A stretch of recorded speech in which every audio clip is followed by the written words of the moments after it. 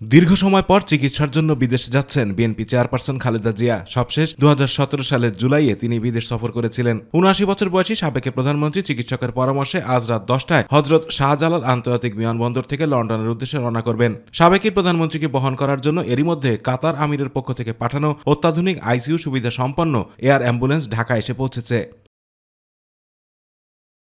জানা গেছে, খালেদা জিয়াকে বহনকারী স্পেশাল এয়ার অ্যাম্বুলেন্সটি কাতারের হামাদ আন্তর্জাতিক বিমানবন্দরে বিরতি শেষে লন্ডনের উদ্দেশ্যে যাত্রা করবে। বুধবার বাংলাদেশ সময় সকাল 10টায় যুক্তরাজ্যের হিথ্রো বিমানবন্দরে তাকে বহনকারী এয়ার অ্যাম্বুলেন্সটি অবতরণ করবে। সেখানে তিনি ভিআইপি প্রোটোকল পাবেন। পুরনো ঐতিহ্যবাহী হসপিটাল লন্ডন ক্লিনিকে খালেদা জিয়াকে ভর্তি করা হবে। হিথ্রো ইন্টারন্যাশনাল এয়ারপোর্ট থেকে ওনাকে সরাসরি সেখানে নেওয়া হবে। এই হাসপাতালেই উনি চিকিৎসাধীন থাকবেন।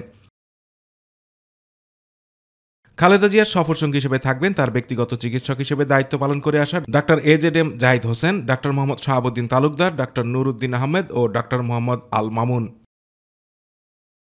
এছাড়া খালেদা জিয়ার সঙ্গে যাবেন তার প্রয়াত ছোট ছেলে আরাফাত রহমান কোকোর স্ত্রী সৈয়দা শর্মিলা রহমান। দলীয় নেতাদের মধ্যে থাকবেন তার উপদেষ্টা মণ্ডলীর সদস্য ডক্টর মোহাম্মদ এনামুল হক চৌধুরী, দলের নির্বাহী কমিটির সদস্য তাবিত আওয়াল, খালেদা জিয়ার একান্ত সচিব এবিএম আব্দুল সাত্তার, ব্যক্তিগত সহকারী Mohammad Masudur Rahman, protocol officer SM Parvez এবং গৃহকর্মী ফাতিমা বেগম ও রূপা শিকদার।